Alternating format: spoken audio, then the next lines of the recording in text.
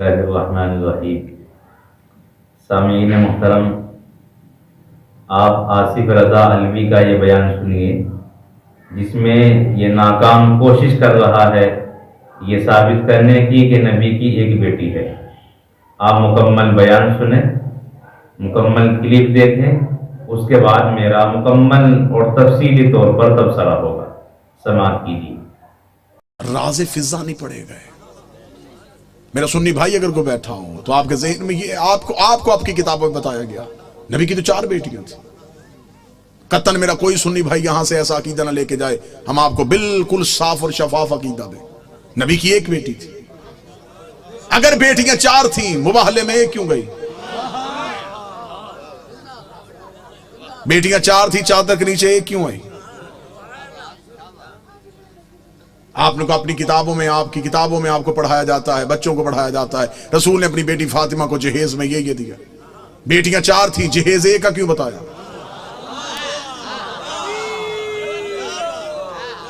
اچھا جو میرے سنی بھائی بیٹھے ہوں مجھے بول کے بتا دینا، اگر بیٹیاں 4 ہیں تو باقی بیٹیوں کی اولاد کہاں ہے؟ آج کسی سنی سید کے سر پہ قرآن رکھ کے پوچھ کس کی اولاد ہے، وہ کہے گا رسول کی۔ شجرہ کہاں سے چلا، وہ کہے گا سیدہ زہرا سے۔ تو پھر باقی بیٹیوں کی اولاد کہاں گئی؟ حقیقت پہنچانے دیجیے گا، جو میرا کام ہے وہ مجھے کرنے دیجیے گا بہتر انداز میں، قطن گالم گلوچ کا نام مذہب نہیں۔ دلیل ایسی دے کے جاؤں کہ آپ کو دلیل کی رد نہ ملے۔ میرا سنی بھائی جو مجلس شبیر میں آتا ہے وہ ہمارا مہمان نہیں ہوتا، وہ حسین ابن علی کا مہمان۔ حسین کے مہمان کا دل دکھانا ہمارا شیوا ہے ہی نہیں۔ آپ مجلسوں میں ہماری وجہ سے نہیں آئے، آپ حسین ابن علی کی وجہ سے۔ ہم کبھی بھی اپنے مجلس کے اشتہار میں نہیں لکھتے کہ صرف شیعہ ہیں۔ مسجدوں کے دروازے پہ لکھا ہوتا ہے فلاں فرقے کی مسجد، حسین کی کسی مجلس میں نہیں لکھا جاتا۔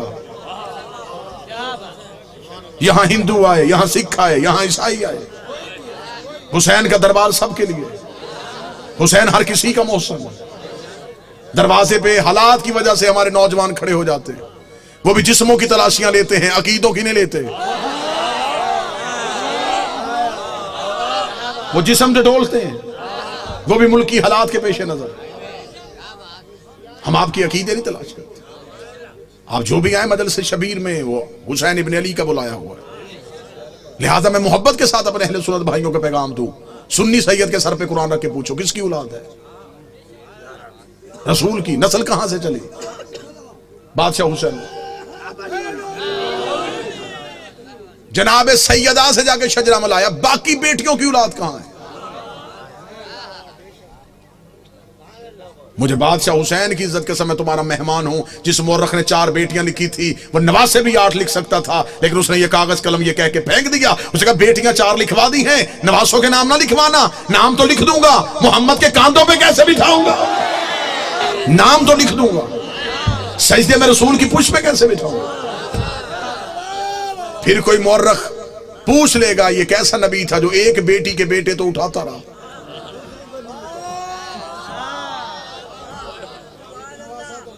بیٹیاں 4 ہیں، جنت کے سردار 1 بیٹی کے بیٹے۔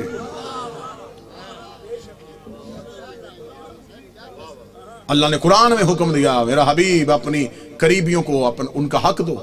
صحیح بخاری میں لکھا ہے کہ رسول نے اپنی بیٹی فاطمہ کو بلا کے جگیر فتق اس کے نام لکھی۔ بیٹیاں 4 تھیں، جگیر 1 کو کیوں دی؟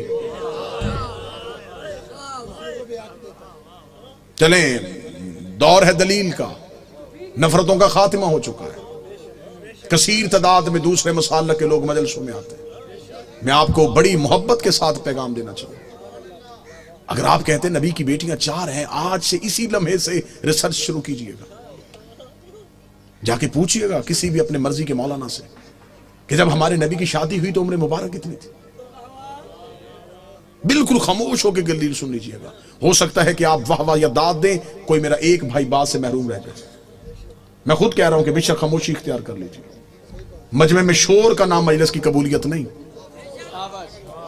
ایک بندہ بھی یہاں سے ہدایت لے کے جائے یہ قبولیت۔ ہم نے طریقہ تبدیل کر دیا، ہم سمجھتے ہیں نعرے واہ واہ داد مجلس کی قبولیت۔ ہم نے یہ جو دروازہ کھولا یہ ہدایت کا دروازہ ہے۔ یہ مجلس نہیں، یہ سفینہ نوح ہے. ہمیں دیکھنا ہے کہ کون ہے جو نجات کی کشتی پہ بیٹھ رہا ہے. جتنے میرے سنی بھائی بیٹھے ہیں، نوٹ کر سکو نوٹ کرنا، بعد میں پوچھنا چاہو بعد میں پوچھنا، فون کر کے لکھوانا چاہو پوچھ لینا. شادی ہوئی نبی کی تو عمر مبارک کتنی تھی؟ 25 سال. اب آپ اپنے علماء سے پوچھئے کہ نبی نے اعلان نبوت کب کیا تھا؟ وہ کہیں گے 40 سال کی عمر. 25 سال سے پہلے شادی ثابت نہیں. پھر آپ کی اپنی کتابوں میں لکھا، شیعہ کتابوں میں یہی لکھا کہ نبی کی شادی کے 4 سال تک نبی کے ہاں اولاد نہ ہوئی. 29 سال کی عمر میں پہنچ گئے رسول، اور پہلا بیٹا پیدا ہوا جس کا نام تھا قاسم، جس کی وجہ سے نبی کی کنیت مشہور ہوئی ابو القاسم. ٹھیک ہو گیا؟ پوری توجہ کے ساتھ سنیے گا. 25 سال سے پہلے شادی نہیں، 29 سال سے پہلے اولاد ثابت نہیں. پھر سنی عقیدے کے مطابق نبی نے 40 سال کی عمر میں اعلان نبوت کیا. شیعہ عقیدے کے مطابق 40 سال کے بعد اظہار کیا. نبی پہلے دن سے نبی تھے. میں دونوں عقیدے پڑھ رہا ہوں. سنی عقیدہ ہے 40 سال کے بعد بنی، ہمارا عقیدہ ہے پہلے دن سے نبی تھے. چلے ٹھیک ہے، سنی بھائیوں کا عقیدہ 40 سال کے بعد اعلان نبوت کیا. پھر سنی کتابوں میں لکھا ہوا ہے کہ نبی نے اعلان نبوت سے 5 سال قبل اپنی 3 بیٹیوں کا عقد معاذ اللہ ثم معاذ اللہ خاک مدہن 3 مشرکوں سے کروایا ہوا تھا. جب آپ اپنے علماء سے دلیل پوچھیں گے تو وہ کہیں گے اس لیے کہ اس وقت وہ خود نبی نہیں تھے. نبی بنے 40 سال کے بعد، تو پھر ان مشرکوں کے گھروں سے بیٹیوں کو واپس بلا لیا. اب میرا سنی بھائی، مر جانا ہے، سانسوں کا یقین کوئی نہیں، لمحوں کا اعتبار کوئی نہیں، قبر کی 4 دیواریں کچی ہیں، کفن میں جیب نہیں ہوتی، قبر میں الماری نہیں ہوتی، فرشتے رشوت نہیں لیتے، مولوی قبر میں چھوڑ کے واپس آ جاتا ہے. اپنی سانسوں کو ایک لمحے کے لیے یہاں روک کے گفتگو سنیں. 25 سال سے پہلے شادی ثابت نہیں، 40 سال کی عمر میں اعلان نبوت کیا. 25 اور 40 کے درمیان کتنے سال؟ 15 سال. 5 سال تک اولاد نہیں ہوئی، 15 میں سے 4 نکل گئے، 11 سال. 5 سال تک آپ کی کتابوں میں لکھا ہے 5 سال پہلے نبی نے شادیاں کر لی تھی، تو پھر 11 میں سے اور 5 نکال دو، 6 سال. کس مذہب میں ہے کہ 6 سال میں 3 بیٹیاں پیدا بھی ہو گئیں، جوان بھی ہو گئیں اور شادیاں بھی ہو گئیں؟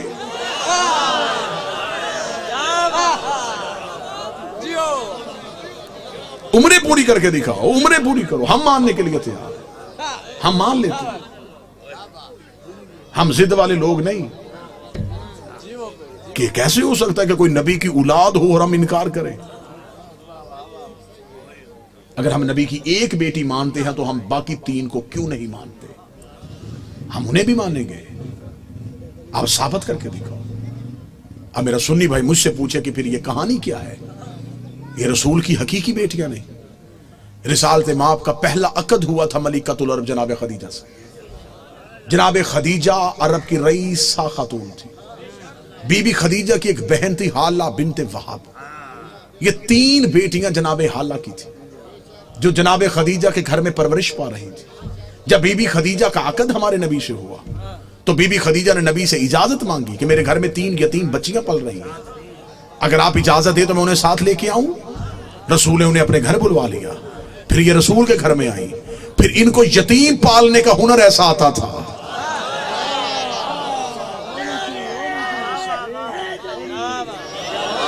پھر یہ یتیم کو یتیم سمجھ کے نہیں پالتے تھے، پھر ایسے پالا کہ مورخ نے لکھا کہ یہ نبی کی اپنی بیٹیاں تھیں.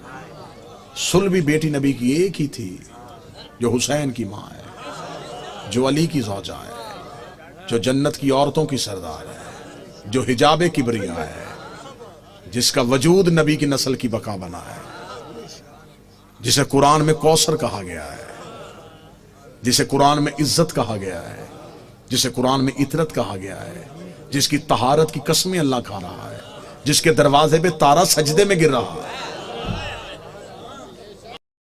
آج کے عنوان کا پروگرام جو دے پایا ہے، اس میں یہ عنوان دے دیا گیا ہے کہ نبی کی 4 ہی بیٹیاں ہیں. اس سلسلے میں گفتگو کروں گا. ادھر جو درمیان میں ہے ادھر پیچھے وضو خانے کے پاس ادھر آ جاؤ تھوڑے سامنے.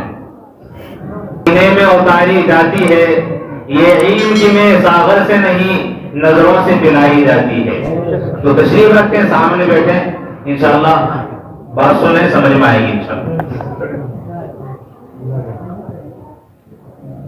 الحمد لله نحمده ونستعينه ونستغفره ونشهد أن لا إله إلا الله وحده لا شريك له ونشهد أن سيدنا وسندنا ونبينا وحبيبنا ومولانا محمدا عبده ورسوله وصلى الله عليه وعلى آله وأصحابه وسلم. أما بعد فأعوذ بالله من الشيطان الرجيم. بسم الله الرحمن الرحيم. يا أيها النبي قل لأزواجك وبناتك ونساء المؤمنين يدنين عليهن من جلابيبهن ذلك أدنى أن يعرفن فلا يؤذين وكان الله غفورا رحيما. صدق الله مولانا العظيم. اللهم صل على سيدنا محمد وبارك وسلم وعلى آل سيدنا محمد وبارك وسلم.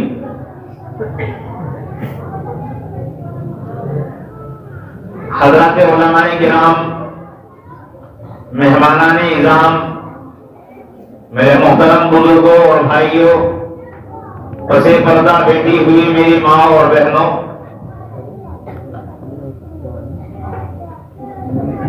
اللہ تبارک و تعالی نے ہمارے اور نبی کے درمیان واسطہ اپنے صحابہ کو بنایا ہے.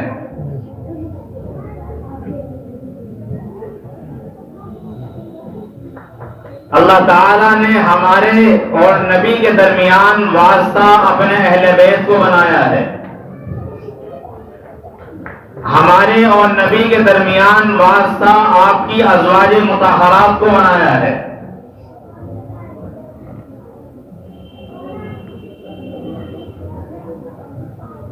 اہل بیت اور صحابہ میں فرق کیا ہے اسے آپ سمجھتے چلیے.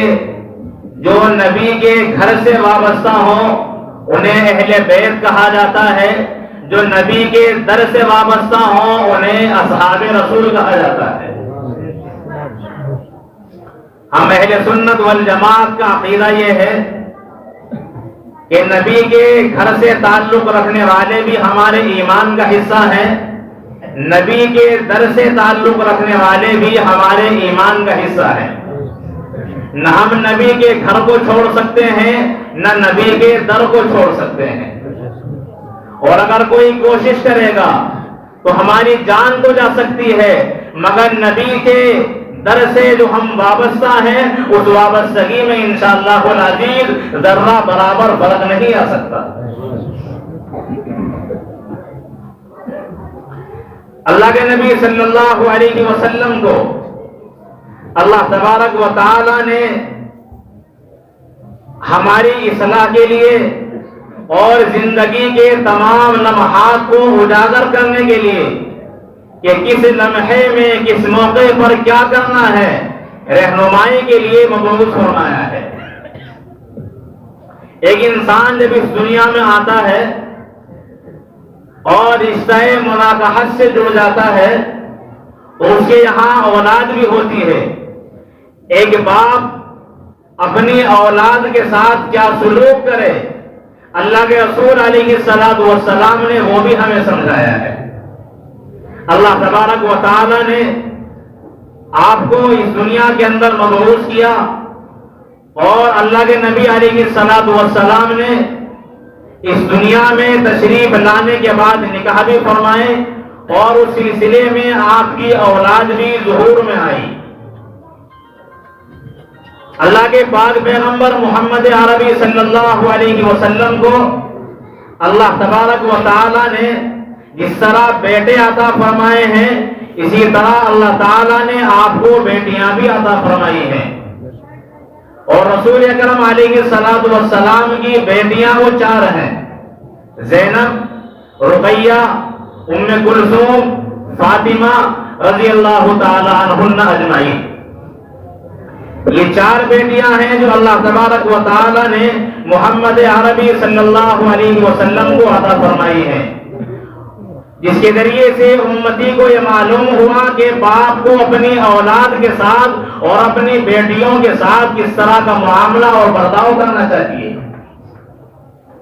لیکن ستم ظریفی یہ ہے کہ اللہ کے نبی علیہ السلام کی 3 بیٹیوں کا انکار کیا جاتا ہے اور دعویٰ یہ کیا جاتا ہے کہ آقا نامدار محمد عربی صلی اللہ علیہ وسلم کی صرف ایک بیٹی ہے۔ یہ عقیدہ قرآن کے خلاف ہے، یہ عقیدہ احادیث کے خلاف ہے، یہ عقیدہ اماموں کے خلاف ہے۔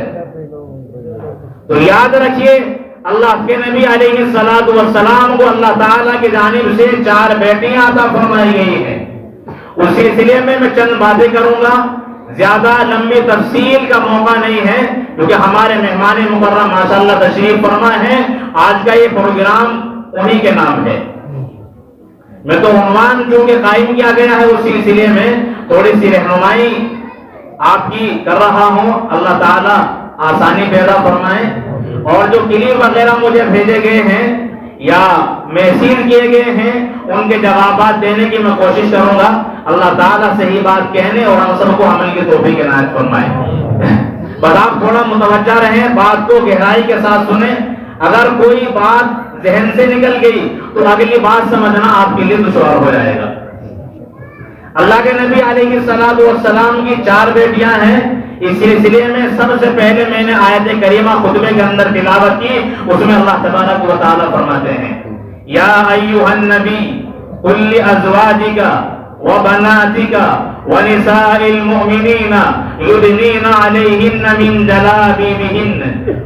اے نبی آپ اپنی بیویوں کو، آپ اپنی بیٹیوں کو اور آپ ایمان والی عورتوں کو حکم دے دیجئے کہ وہ اپنے جلباب، اپنی چادریں اپنے اوپر ڈال لیں تاکہ ان کا مکمل طور پر پردہ ہو جائے۔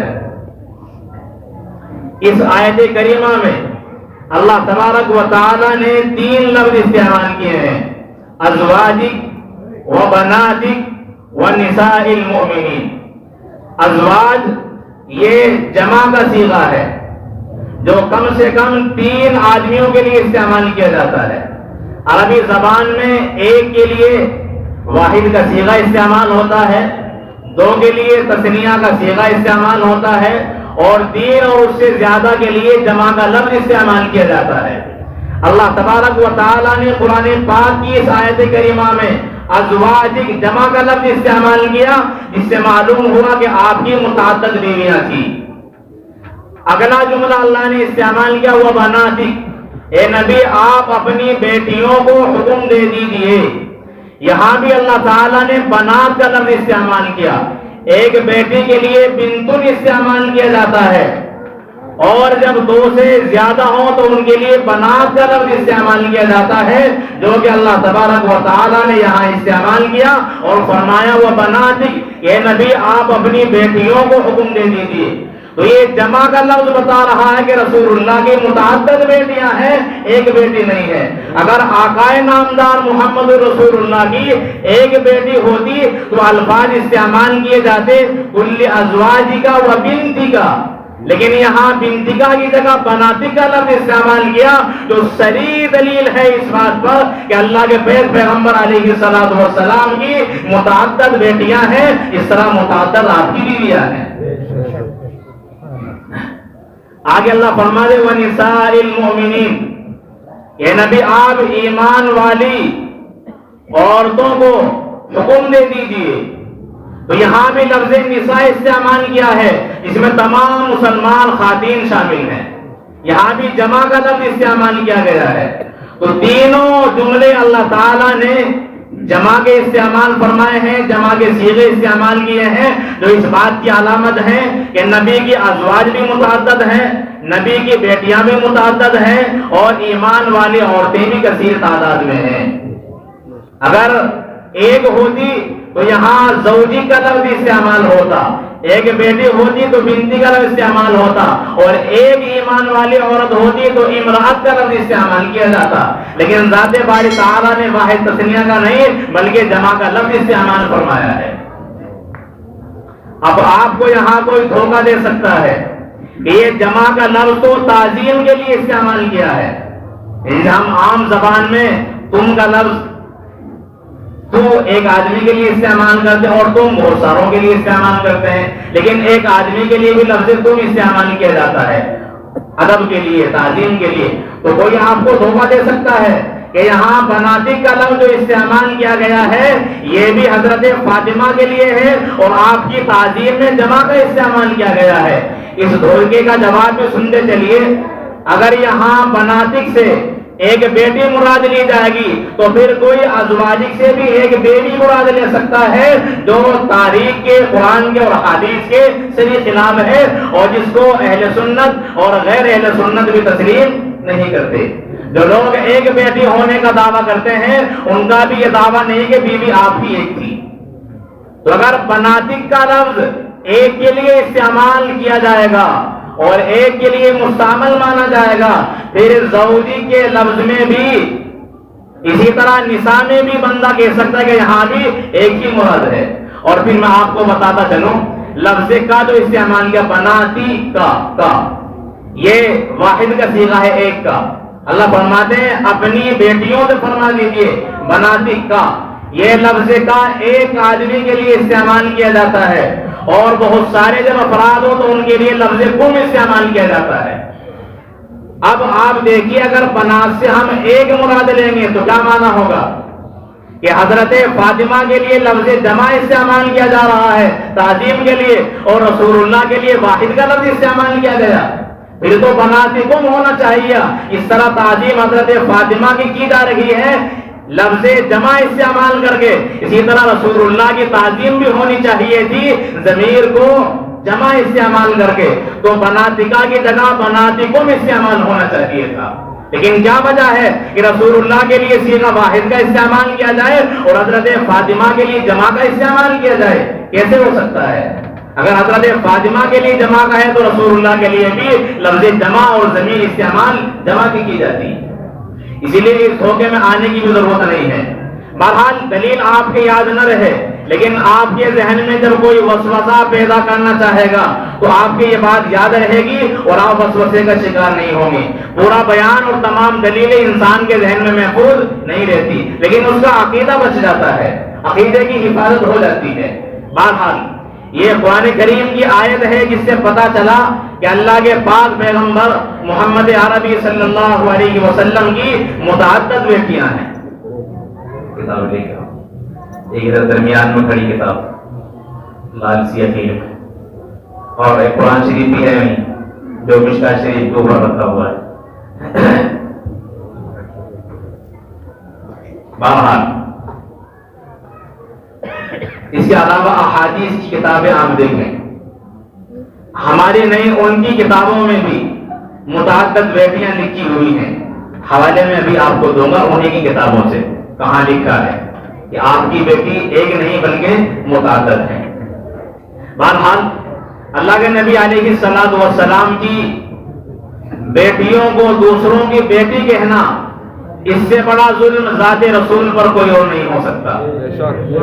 بیٹی آپ کی ہو اور بتائی دوسرے کی جائے، اس سے بڑا ظلم آپ پر کون کر سکتا ہے؟ اس سے زیادہ بری گالی دنیا میں کون سی ہو سکتی ہے جو نبی کے لیے استعمال کی گئی ہے؟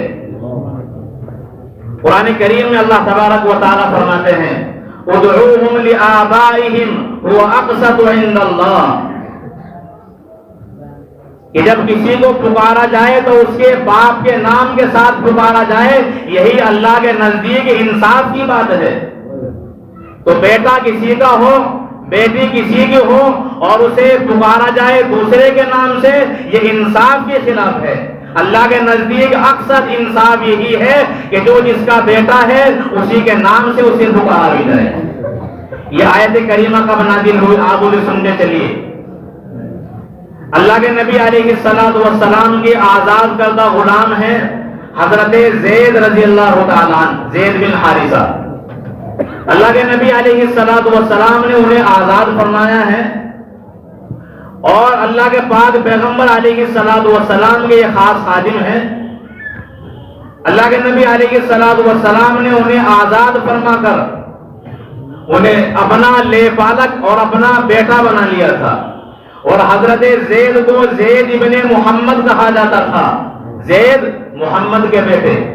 اللہ تبارک و تعالیٰ نے آیت کریمہ نازل فرمائی، ادعوہم لآبائہم هو اقسط عند اللہ، کہ جس آدمی کا جو باپ ہے اسی باپ کے نام کے ساتھ اسے پکارا جائے، یہی اللہ کے نزدیک انصاف کی بات ہے۔ تو زید ابن محمد جو کہے جاتے تھے، اس آیت کریمہ کے بعد انہیں زید ابن محمد سے بدل کر زید ابن حارثہ کہا جانے لگا، اس لیے کہ اللہ تعالیٰ نے قرآن میں اجازت نہیں دی کہ باپ کوئی اور ہو اور اس کی جگہ دوسرے کا نام جوڑ دیا جائے، نسبت دوسرے کے ساتھ متعلق کر دی جائے۔ یہ بات اللہ تبارک و تعالیٰ نے گوارا اور پسند نہیں فرمائی۔ اگر حضرت زینب، حضرت رقیہ، ام کلثوم رضی اللہ تعالیٰ عنہ یہ اللہ کے نبی علیہ السلام کی بیٹیاں نہ ہوتی تو انہیں زینب بنت محمد، رقیہ بنت محمد، ام کلثوم بنت محمد ہرگز نہیں کہا جا سکتا تھا، کیونکہ قرآن کریم نے اس پر پابندی لگا دی ہے۔ لیکن آیت کریمہ کے نازل ہونے کے بعد ان بیٹیوں کو بنت محمد ہی کہا گیا ہے، جو اس بات کی صاف اور صریح دلیل ہے کہ یہ تینوں بیٹیاں اللہ کے نبی علیہ السلام ہی کی ہیں۔ اس طرح سیدہ زہرا فاطمہ نبی اکرم علیہ السلام کی لقب دیگر ہیں۔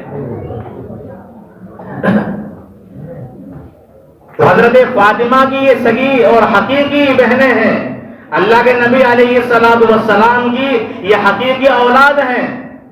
اگر یہ آپ کی بیٹی نہ ہوتی تو اللہ کے نبی علیہ السلام نے بنت محمد آیت کے نزول کے بعد ہرگز نہیں کہلوا سکتے تھے۔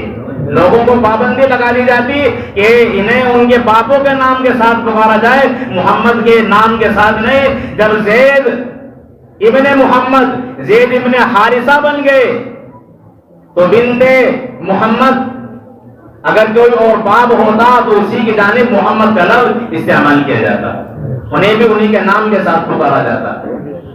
تو آیت کریمہ کے نازل ہونے کے بعد اللہ کے نبی علیہ السلام نے اپنے نام ہی کے ساتھ انہیں منسوب رکھا ہے، جو اس بات کی دلیل ہے کہ پیارے آقا محمد عربی صلی اللہ علیہ وسلم کی حضرت فاطمہ کی طرح یہ بھی تینوں حقیقی بیٹیاں ہیں۔ اس سلسلے میں آگے بڑھوں، یہ کافی ہے، اصول کافی۔ اس طرح ہمارے یہاں سب سے بڑا درجہ کتاب کا ہے بخاری شریف کا قرآن پاک کے بعد، اسی طرح غیر اہل سنت کے یہاں سب سے بڑا مقام ہے اس کتاب کا جو ہے اصول کافی۔ اس میں صاحب کتاب لکھتے ہیں، سنتے چلیے، وَتَزَوَّجَ خَدِيجَةَ وَهُوَ ابْنُ 29 سَنَةً فَوُلِدَ لَهُ مِنْهَا قَبْلَ مَبْعَثِهِ الْقَاسِمُ وَرُقَيَّةُ وَزَيْنَبُ وَأُمُّ كُلْثُومَ وَوُلِدَ لَهُ بَعْدَ الْمَبْعَثِ الطَّيِّبُ وَالطَّاهِرُ وَفَاطِمَةُ عَلَيْهَا السَّلَامُ وَرُوِيَ أَيْضًا أَنَّهُ لَمْ يُولَدْ بَعْدَ الْمَبْعَثِ إِلَّا فَاطِمَةُ عَلَيْهَا السَّلَامُ وَأَنَّ الطَّيِّبَ وَالطَّاهِرَ وَلِدَ قَبْلَ مَبْعَثِهِ۔ یہ روایت ہے اصول کافی کے اندر۔ کیا فرماتے ہیں کہ اللہ کے نبی علیہ السلام نے حضرت خدیجہ سے نکاح کیا، وَهُوَ ابْنُ 29 سَنَةً، آپ کی عمر 20 سے کچھ اوپر تھی۔ میں ابھی آپ کو سنانے والا ہوں جو آپ نے سنا، میرے پاس کلپ بھیجا کہ 25 سال کی عمر۔ یہاں اپنی کتاب کو اگر وہ ذاکر دیکھ لیتا تو 25 کا دعویٰ نہ کرتا۔ یہاں صاحب کتاب جو سب سے بڑی کتاب ہے اس میں 25 کا عدد استعمال نہیں کیا گیا، الفاظ استعمال کیے ہیں ب29 سنہ۔ آپ کی عمر اس وقت جب خدیجہ رضی اللہ عنہا سے نکاح کیا 20 سے کچھ اوپر سال کی۔ پھر آگے کیا فرماتے ہیں، فَوُلِدَ لَهُ مِنْهَا قَبْلَ مَبْعَثِهِ، اللہ کے نبی علیہ السلام کے اعلان نبوت سے پہلے اللہ کے نبی علیہ السلام کی حضرت خدیجہ سے اولاد ہوئی، قاسم، رقیہ، زینب، ام کلثوم، سب کا ذکر کیا گیا ہے۔ پھر آگے فرماتے ہیں وَوُلِدَ لَهُ بَعْدَ الْمَبْعَثِ الطَّيِّبُ وَالطَّاهِرُ فَاطِمَةُ، اور اعلان نبوت کے بعد آپ کی اولاد ہوئی طیب، طاہر اور فاطمہ رضی اللہ تعالی عنہ اجمعین۔ تو یہ صاف روایت موجود ہے جس میں صاحب کتاب نے بالکل واضح فرما دیا کہ 20 سے کچھ اوپر سال کی آپ کی عمر تھی جب حضرت خدیجہ سے آپ نے نکاح فرمایا۔ اعلان نبوت سے پہلے آپ کے یہاں قاسم پیدا ہوئے، حضرت زینب، حضرت رقیہ اور حضرت ام کلثوم پیدا ہوئی، اور اعلان نبوت کے بعد طیب و طاہر اور حضرت فاطمہ رضی اللہ تعالی عنہ پیدا ہوئی ہیں۔ یہ اس کتاب کے اندر ہے، اصول کافی ہے، کبھی بھی کوئی آئے میرے پاس سے دیکھ سکتا ہے۔ اسی طرح یہ ہے نہج البلاغہ، جس میں حضرت علی رضی اللہ تعالی عنہ کے فرمودات نقل کیے گئے ہیں، یہ بھی انہی کی کتاب ہے۔ اس میں حضرت علی رضی اللہ تعالی عنہ مکالمہ اور بات چیت فرماتے ہیں سیدنا عثمان غنی رضی اللہ تعالی عنہ سے، تو آپ حضرت عثمان سے فرماتے ہیں وَأَنْتَ أَقْرَبُ إِلَىٰ رَسُولِ اللَّهِ صلی اللہ علیہ وسلم وَشِيجَةَ رَحْمٍ مِّنْهُمَا وَقَدْ نِلْتَ مِنْ سِيرِهِ مَا لَمْ يَنَالَا۔ حضرت علی رضی اللہ تعالیٰ عنہ فرما رہے ہیں کہ آپ زیادہ قریب ہیں رسول اللہ صلی اللہ علیہ وسلم کے نسبت مصاہرت کے اعتبار سے، دامادی کے رشتے کے اعتبار سے۔ اتنا قرب حضرت ابو بکر حضرت عمر کو رشتے کے اعتبار سے رسول اللہ کا نہیں ہے جتنا قرب آپ کو رسول اللہ کا حاصل ہے۔ اور یہاں الفاظ استعمال کے سحری ہی، یہ سحر کا لفظ استعمال کیا جاتا ہے دامادی کے لیے۔ تو حضرت علی رضی اللہ تعالیٰ عنہ نے بھی حضرت عثمان بن عفان رضی اللہ تعالیٰ عنہ کو اس نہج البلاغہ کی روایت کے مطابق اللہ کے نبی علیہ السلام کا داماد بتایا ہے۔ اس کے علاوہ میں نے آپ کے سامنے پہلی قرآن کریم کی آیت پڑھی، یا ایھا النبی قل لازواجک وبناتک ونساء المؤمنین، یہ ترجمہ ہے، یہ بھی انہی کا ہے قرآن مجید۔ سید فرمان علی نے اس کا ترجمہ کیا ہے، یہ ترجمہ کرتے ہیں یا ایھا النبی قل لازواجک وبناتک ونساء المؤمنین، اے نبی اپنی بیویوں اور اپنی لڑکیوں اور مومنوں کی عورتوں سے کہہ دو۔ یہاں بھی لڑکیوں کا لفظ استعمال کیا، لڑکیوں، اگر ایک ہوتی تو صاحب ترجمہ لکھتے کہ آپ اپنی لڑکی سے فرما دیجئے۔ لڑکیوں جمع کا لفظ استعمال کیا ہے ترجمے میں بھی، جو اس بات کی دلیل ہے کہ رسول اکرم علیہ السلام کی ایک سے زیادہ بیٹیاں ہیں، یہ بھی ان کی گال ہے۔ بہرحال اب آپ تھوڑا سا ذہن بنائیں، نعرے تکبیر، اللہ اکبر، نعرے تکبیر، اللہ اکبر، صحابہ زندہ باد۔ بہرحال شبہات کہاں پیدا کیے جاتے ہیں اس کو میں صاف کرتا چلوں۔ اللہ کے نبی علیہ السلام سے پہلے، سمجھ گئے اتنی بات؟ آگے چلیں تو معلوم یہ ہوا کہ پہلے شوہر سے آپ کی کوئی لڑکی نہیں تھی ان ناموں کی جو رسول اکرم علیہ السلام کے گھر پرورش پانے والی ہو۔ دوسرا وسوسہ یہ پیدا کیا جاتا ہے کہ حضرت خدیجہ رضی اللہ تعالی عنہا کی بہن تھی حالہ، یہ بیٹیاں اسی کی تھی، حالہ کی بیٹی جو حضرت خدیجہ رضی اللہ تعالی عنہا کی بہن ہے۔ یاد رکھیے یہ بھی ایک دھوکہ ہے، حضرت خدیجہ رضی اللہ تعالی عنہا کی جو بہن ہے ان کے کوئی بیٹی نہیں ہے، صرف ایک بیٹا ہے جس کا نام ہے ابو العاص ابن ربی، جن سے اللہ کے نبی علیہ السلام اپنی بڑی بیٹی حضرت زینب رضی اللہ تعالی عنہا کا نکاح فرماتے ہیں۔ تو حضرت خدیجہ کی بہن کی بیٹیاں حضرت خدیجہ کی بھانجی نے بتایا جاتا ہے، یہ سری جھوٹ ہے، دھوکہ اور فریب ہے، اس لیے کہ حضرت خدیجہ کی جو بہن ہے ان کے بیٹی نہیں، صرف ایک بیٹا ہے اور نام ہے ابو العاص ابن ربی رضی اللہ تعالی عنہ، جو اللہ کے رسول علیہ السلام کے داماد ہیں۔ اب یہاں ایک منٹ آپ ٹھہر کر ذرا سوچئے، ابو العاص ابن ربی اللہ کے رسول علیہ السلام کے داماد ہیں اور حضرت خدیجہ رضی اللہ تعالی عنہا کے بھانجے ہیں۔ اگر حضرت زینب، رقیہ، ام کلثوم یہ حضرت خدیجہ کی بہن کی بیٹیاں ہوتی تو پھر ابو العاص کے ساتھ حضرت زینب کا نکاح کس طرح ہو سکتا تھا؟ اس لیے کہ حضرت خدیجہ کے بھانجے ابو العاص ابن ربیع ہیں اور حضرت زینب کو بھی آپ کی بھانجی بتایا جا رہا ہے. تو کس بے غیرت مذہب کے اندر ہے کہ بہن بھائی کا نکاح جائز ہے؟ یہی جملہ اس نے استعمال کیا ہے بے غیرتی کا. اس لیے میں نے دو ٹوک جواب دیا ہے اسی کے الفاظ میں. کس بے غیرت مذہب کے اندر لکھا ہے کہ بہن بھائی کا نکاح جائز ہے؟ اسی کے اندر نہیں. تو صرف ایک ہی حقیقی بہن ہے حضرت خدیجہ کی جن کا نام ہے حالہ. ان کے صرف ایک بیٹے ہیں. اگر یہ بیٹیاں بھی اسی بہن کی مان لی جائیں پھر ابو العاص اور زینب کا نکاح کس طرح ہو سکتا ہے؟ یہ وہ ذاکر دھوکہ دے رہا ہے آپ کو اور آپ کے عقیدے کو آپ کے ذہن کو خراب کر کے آپ کے ایمان کو برباد کرنا چاہتا ہے. تو نہ تو حضرت خدیجہ کے پہلے شوہروں سے ہیں نہ حضرت خدیجہ رضی اللہ تعالی عنہا کی بہن کی بیٹیاں ہیں.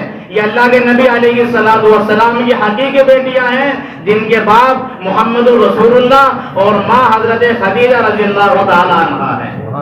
جیسا کہ میں نے 3 حوالے دیے ہیں. اس کے علاوہ اور میں سینکڑوں حوالے دوں گا. آپ گروپ میں انجمن پیغام حق میں ہوں گے تو میں اس میں گروپ میں ڈالوں گا. اتنے اسکین دوں گا آپ کو انہی کی کتابوں کے. انشاءاللہ العزیز آپ کا ذہن بالکل صاف ہو جائے گا اور آپ کو اس دھرتی پر کوئی بندہ ایسا نہیں ملے گا جو ان اسکینروں کے جوابات دینے کی ضرورت کر سکے. انشاءاللہ العزیز.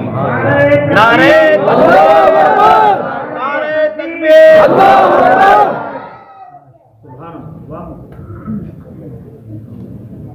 میں یہ مکمل نوٹ ہے میرے پاس. یہ بھیجنے والے بھی ماشاءاللہ ہیں. ذاکر نے پہلا دعویٰ کیا کیا ہے کہ اگر نبی کی ایک بیٹی ہے تو مباحلے میں ایک کیوں گئی؟ یہ پہلا ہے جو اس نے تیر اپنی کمان سے چھوڑا ہے جو صحیح نشانے پر نہیں جاتا. کتنا خطا گیا ہے آپ اندازہ لگائیں. عیسائیوں کا ایک وقت اللہ کے نبی علیہ السلام کی خدمت عالی میں حاضر ہوا. حضرت عیسیٰ علیہ السلام کے متعلق گفتگو ہوئی مگر وہ لوگ ضد پر آ گئے اور عناد کی وجہ سے اس گفتگو کو تسلیم نہیں کیا. اللہ تعالیٰ نے قرآن کریم کی آیت نازل فرمائی قل تعالوا ندعو ابناءنا وابناءکم ونساءنا ونساءکم وانفسنا وانفسکم ثم نبتہل فنجعل لعنت اللہ علی الکاذبین. کہ تم بھی اپنے بیٹوں کو بلاؤ ہم بھی اپنے بیٹوں کو بلاتے ہیں. تم بھی اپنے آپ کو پیش کرو ہم بھی اپنے آپ کو پیش کرتے ہیں. اپنی عورتوں کو بلاؤ ہم بھی اپنی عورتوں کو بلاتے ہیں. اور اللہ تبارک و تعالیٰ سے دعا کرتے ہیں یا اللہ جھوٹ بولنے والے پر آپ کی لعنت ہو. اسے کہا جاتا ہے مباہلہ. دونوں طرف کے افراد آئیں گے اپنے عقائد کو لے کر اور اللہ تبارک و تعالیٰ کی لعنت کا اور اللہ تبارک و تعالیٰ سے بد دعا کا اپنی زبان سے ورد جاری کریں گے اور اللہ تبارک و تعالیٰ کی جھوٹ بولنے والے پر لعنت مانگیں گے. اب اس بندے کا جھوٹ ہوگا اللہ تعالیٰ کی لعنت اسی پر برسے گی. یہودی عیسائی اللہ کے نبی علیہ السلام کو عناد کی وجہ سے نہیں مانتے تھے. جب ان لوگوں نے دیکھ لیا کہ اللہ کے نبی علیہ السلام تیار ہیں تو ان لوگوں نے صاف انکار کر دیا. اللہ کے نبی علیہ السلام مباہلے کے لیے ان کے سامنے جو میدان میں جانے کے بعد اللہ تعالیٰ سے یہ درخواست کرنی تھی کہ جھوٹ بولنے والے پر آپ کی لعنت ہو. حضرت فاطمہ حضرت علی المرتضی حضرت حسن حضرت حسین رضی اللہ تعالیٰ عنہم اجمعین ان 4 کو اپنے پاس لائے لیکن مباہلہ ہوا ہی نہیں ہے. عیسائی لوگوں کی جرأت ہی نہیں ہوئی کہ وہ نبی علیہ السلام کا مقابلہ کر سکیں. اب یہاں پہلا شوشہ چھوڑا گیا کہ اگر نبی کی ایک سے زیادہ بیٹیاں تھی تو مباہلے میں ایک کیوں گئی ہے؟ جب ایک سے زیادہ بیٹیاں تھی تو آپ کی حضرت فاطمہ کے ساتھ دوسری بہنوں کو بھی اللہ کے نبی علیہ السلام عیسائیوں کے مقابلے پر مباہلے میں لے کر کے جاتے. لیکن کیوں لے کر نہیں گئے؟ معلوم یہ ہوتا ہے یہ ذاکر علم یتیمی ہے. علم یتیم ہے اس کے پاس کوئی علم نہیں ہے. نہ اسے اپنی کتابوں سے واقفیت ہے، نہ تاریخ سے آشنا ہے۔ یاد ہونا چاہیے اللہ کے نبی علیہ السلام کی بیٹی حضرت رقیہ سن 2 ہجری میں غزوہ بدر کے موقع پر آپ کی وفات ہوئی، سن 7 ہجری میں، اور ایک قول کے مطابق سن 8 ہجری میں حضرت ام کلثوم کی وفات ہوئی، اور سن 8 ہجری میں حضرت زینب رضی اللہ تعالی عنہا کی وفات ہوئی۔ سمجھ گئے؟ تو 9 ہجری سے پہلے یہ تینوں بیٹیاں اس دنیا سے رخصت ہو چکی تھی، اور یہ مباہلے کا جو واقعہ پیش آیا ہے یہ 9 ہجری کے بعد کا واقعہ ہے، جبکہ تینوں بیٹیوں میں حضرت فاطمہ تنہا تھی، اللہ کے نبی علیہ السلام مباہلے میں اسی لے کر گئے۔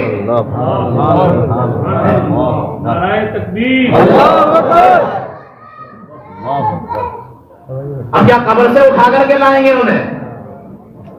کوئی ذاکر کو تاریخ سے بھی کوئی واقفیت نہیں ہے، اندھا اور بہرا ہو کر اپنی دلیلیں اور تیر چھوڑتا ہے، اور ایسے الفاظ اپنی فیکٹری سے گھڑتا ہے جو کتابوں کے اندر نہیں ملتے۔ تو پہلی بات سمجھ میں آئی، مباہلے میں کیوں نہیں گئے انہیں لے کر؟ اس لیے کہ اللہ کے نبی علیہ السلام کی وہ بیٹیاں وفات پا چکی تھی۔ اور پھر میں آپ کو بتاؤں، مباہلے میں آپ دیکھیں، مباہلے میں آپ کو ذکر ملے گا، ان کے علاوہ اور بھی روایتیں ہیں، میں وہ روایت پیش نہیں کرتا، صرف اتنا بتا دینا چاہتا ہوں، حضرت فاطمہ کے لخت جگر حضرت حسن و حسین ہیں۔ اللہ کے نبی علیہ السلام جب مباہلے کے لیے حضرت فاطمہ کو حضرت علی کو بلاتے ہیں تو ساتھ میں حضرت حسن و حسین کو بھی بلاتے ہیں۔ حضرت فاطمہ کی ایک بیٹی حضرت زینب بھی ہے، حضرت فاطمہ رضی اللہ تعالی عنہا کی بیٹی حضرت ام کلثوم بھی ہے۔ اللہ کے نبی علیہ السلام انہیں مباہلے میں لے کر نہیں گئے تو کیا وہ حضرت فاطمہ کی بیٹی شمار نہیں ہوگی؟ سمجھیے دلیل۔ اگر مباہلے میں جن کو لے کر کے گئے ہیں وہی نبی کی اولاد ہیں تو حضرت زینب جو حضرت فاطمہ کی بیٹی ہیں، حضرت ام کلثوم جو حضرت فاطمہ کی بیٹی ہیں، انہیں بھی تو آپ مباہلے میں لے کر نہیں گئے تو کیا وہ نبی کی نواسی نہیں ہوں گی؟ بالکل ہوں گی۔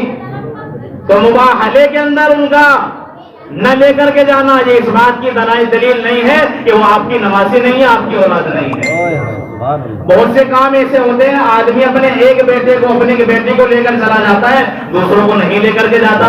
تو دوسروں کا کسی کام کے لیے لے کر نہ جانا ان کے غیر موجود ہونے کی اور ان کے معدوم ہونے کی دلیل نہیں ہوا کرتی۔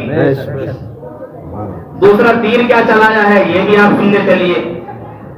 چادر کے نیچے ایک کیوں آئی؟ چادر کے نیچے اللہ نے آیت نازل فرمائی لِيُذْهِبَ عَنْكُمُ الرِّجْسَ أَهْلَ الْبَيْتِ۔ اللہ کے نبی علیہ السلام نے حضرت علی، حضرت فاطمہ، حضرت حسن و حسین کو چادر ملی اور فرما باری تعالیٰ یہ میرے اہل بیت ہیں، ان سے گندگی کو ناپاکی کو دور فرما۔ یہ نبی کی دعا ہے اور نبی کی اس دعا کی وجہ سے یہ اہل بیت کے اندر شامل اور داخل ہے۔ اب وہ کہتے کہ چادر کے نیچے ایک کیوں آئی؟ اب یہاں چادر کے نیچے پھر وہی میرا سوال ہوگا، حضرت زینب بھی نہیں ہے، ام کلثوم بنت فاطمہ بھی نہیں ہے، تو کیا وہ چادر کے نیچے نہ آنے کی وجہ سے نبی کی نواسی نہیں ہوگی؟ یقیناً نبی کی نواسی ہے۔ تو نبی کی اولاد بننے کے لیے چادر کے نیچے آنا ضروری نہیں ہے کہ جو چادر میں آئے گا وہی کے نبی کی اولاد ہوگی، اور جو چادر میں نہ آئے وہ نبی کی اولاد نہیں ہے۔ یہ کس بے وقوف نے دلیل پیش کی ہے؟ یہ کوئی دلیل ہے؟ بہرحال جہیز ایک کا کیوں بتایا؟ یہ تیسرا حربہ ہے کہ آپ اپنے بچوں کو مدرسوں میں پڑھایا جاتا ہے، بتایا جاتا ہے کہ حضرت فاطمہ کو یہ جہیز دیا، باقی بیٹیوں کا جہیز کیوں نہیں بتایا گیا؟ یاد رکھیے حضرت ابو العاص ابن ربیع رضی اللہ تعالیٰ عنہ یہ مکہ مکرمہ کے مالدار انسان تھے۔ جب اللہ کے نبی علیہ السلام کو مکہ مکرمہ میں محصور کر دیا گیا، 3 سال تک آپ گھاٹی کے اندر رہے اور تمام مکے والوں نے اپنے تعلقات ختم فرما دیے۔ اس وقت بھی رسول اکرم علیہ السلام کے داماد اونٹوں سے لدا ہوا سامان، خرما اور گیہوں وغیرہ لاتے اور اس گھاٹی کے کنارے پر چھوڑ دیتے ہکا کر کے اور وہ اندر داخل ہو جاتے. اللہ کے نبی علیہ السلام اور شعبہ ابی طالب میں رہنے والے اس سے اپنا رزق استعمال فرماتے, اسے نوش فرماتے. تو یہ بڑے مالدار انسان تھے. اللہ کے نبی علیہ السلام کو جہیز کی ضرورت نہیں تھی دینے کی. اسی طرح حضرت عثمان بن عفان مکہ مکرمہ کے مالدار انسان تھے. حضرت علی رضی اللہ تعالیٰ عنہ کے جہیز کا جو تذکرہ کیا جاتا ہے اس کی وجہ یہ ہے کہ حضرت علی رضی اللہ تعالیٰ عنہ کی مکمل ذمہ داری وہ اللہ کے رسول علیہ السلام پر تھی. حضرت عثمان کے گھر والے موجود تھے, حضرت ابو العاص کا قبیلہ گھر والے موجود تھے, ان کے گھر کے تمام انتظامات سامان وغیرہ کی ذمہ داری خود ان کی تھی. لیکن حضرت علی تو نبی علیہ السلام کے پروردگار ہیں, نبی اکرم علیہ السلام کی خدمت میں رہنے والے اور آپ کے گھر کے اندر پرورش پانے والے ہیں.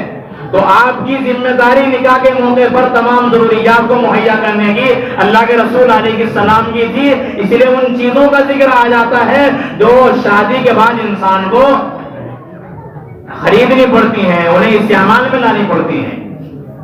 اور راہ معاملہ جہیز کا ایک کا بتایا گیا, کیوں نہیں بتایا گیا دوسریوں کا؟ دوسریوں کے جہیز کا تذکرہ بھی ملتا ہے. اللہ کے نبی علیہ السلام کے یہ پہلے داماد حضرت ابو العاص رضی اللہ تعالیٰ عنہ بدر کے موقع پر گرفتار کیے گئے. کفار کی جانب سے اہل مکہ کے ساتھ لڑنے کے لیے آئے اور جنگ بدر میں کسی کو قتل نہیں کیا, گرفتار کر لیے گئے. اور آپ بدظن مت ہونا, جنگ بدر میں گرفتار ہونے والے حضرت علی کے بڑے بھائی حضرت عقیل رضی اللہ تعالیٰ عنہ بھی ہیں, وہ بھی گرفتار ہوئے ہیں غزوہ بدر کے موقع پر. اسی طرح حضرت علی رضی اللہ تعالیٰ عنہ اور اللہ کے نبی علیہ السلام کے چچا حضرت عباس بھی گرفتار ہوئے ہیں غزوہ بدر کے موقع پر. تو حضرت ابو العاص سے بدظن ہونے کی ضرورت نہیں ہے. بہرحال اللہ کے نبی علیہ السلام نے جب انہیں گرفتار کر لیا تو صحابہ نے یہ رائے دی, گرچہ اور رائے بھی تھی کہ فدیہ لے کر انہیں آزاد کیا جائے. اللہ کے نبی علیہ السلام نے حضرت ابو العاص رضی اللہ تعالیٰ عنہ اور دیگر قیدیوں کو رہا کرنے کا اعلان فرمایا فدیہ لے کر. اب اللہ کے نبی علیہ السلام کی جو بڑی بیٹی ہیں, جو حضرت ابو العاص کی بیوی ہیں حضرت زینب رضی اللہ تعالیٰ عنہ, میں نے چپ کرو, کون بول رہے ہیں؟ یہ بیٹی اللہ کے نبی علیہ السلام کی حضرت ابو العاص کو چھڑانے کے لیے فدیے میں اپنا ہار بھیجتی ہے جو آپ کے گلے کے اندر تھا. اللہ کے نبی علیہ السلام نے جب وہ ہار دیکھا تو حضرت خدیجہ رضی اللہ تعالیٰ عنہ کی یاد آ گئی, اسی لیے کہ حضرت خدیجہ کا جو ہار تھا وہ آپ کو رخصتی کے وقت دیا گیا تھا جو حضرت زینب اپنی سسرال لے کر کے جاتی ہے. وہی ہار اللہ کے نبی علیہ السلام کی خدمت میں بھیجا.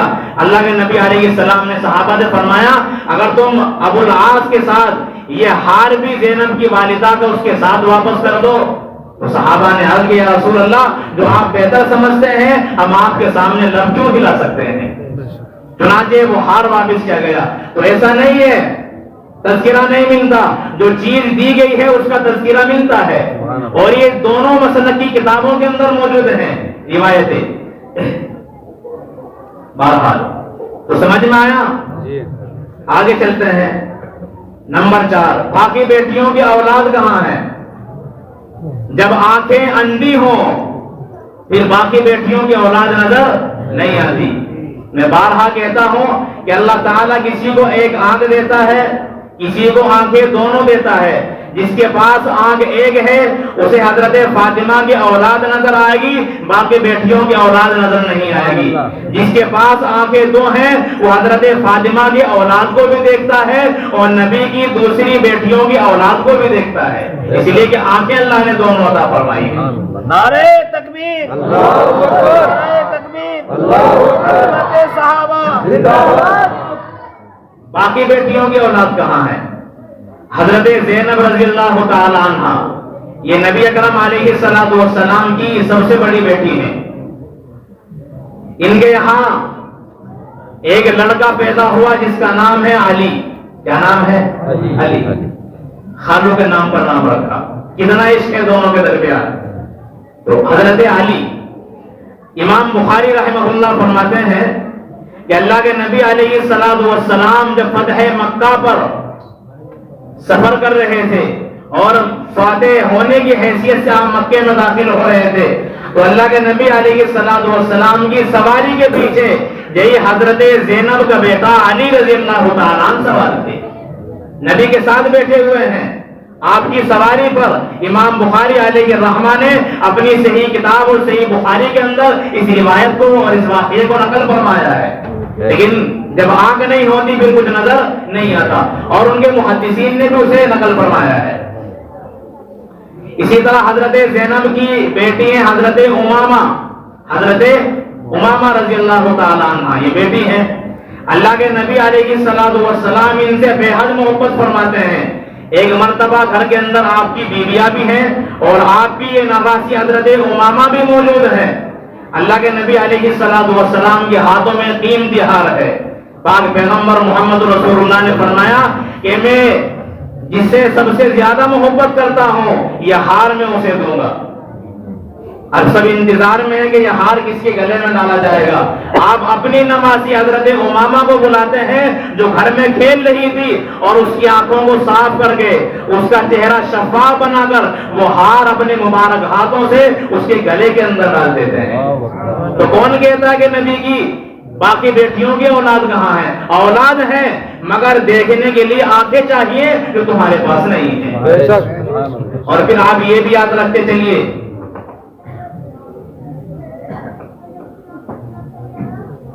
آپ نے صرف یہ سنا ہوگا کہ حضرت عثمان رضی اللہ تعالیٰ عنہ ذو النورین ہے، دو نور والے۔